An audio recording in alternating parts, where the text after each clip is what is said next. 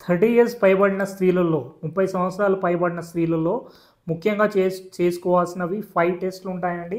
ఈ 5 రకాల టెస్టులు చేసుకోవడం వల్ల మీరు డిసీజ్ను ముందే గుర్తించవచ్చు. So prevention is better than cure అంటాం కదా, అలా అనమాట. సో ముఖ్యంగా చాలామందికి అమ్మాయిలు థైరాయిడ్ సింప్టమ్స్ ఉంటాయి, కానీ వీళ్ళు ఎప్పుడు కూడా టీఎస్హెచ్ లెవెల్స్ ఒకటే చెక్ చేయిస్తారు.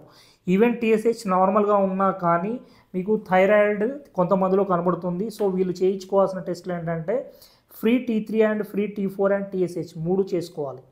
And second thing inflammatory markers అంటాము.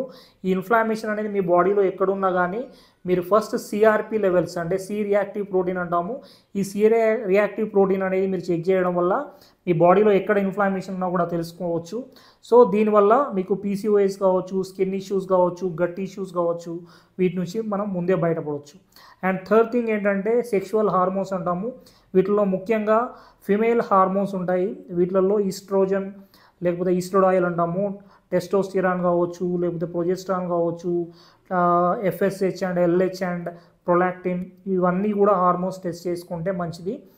అండ్ నెక్స్ట్ థింగ్ ఏంటంటే మెటబాలిక్ మార్కర్స్ అంటాము. ఈ మెటబాలిక్ మార్కర్స్లో ముఖ్యంగా మీకు ఇన్సులిన్ ఎలా ఉంది, లేకపోతే ట్రైగ్లిజరైడ్స్ ఎట్లా ఉన్నాయి అనేవి లిపిడ్ ప్రొఫైల్ ద్వారా, లేకపోతే ఫాస్టింగ్ కానీ అంటే ఫాస్టింగ్ కానీ పోస్ట్ లంచ్ కానీ చేసుకోవడం ద్వారా, అండ్ దీంతోపాటు మీకు ఇన్సులిన్ మార్కర్స్ కూడా చెక్ చేసుకుంటే మంచిది.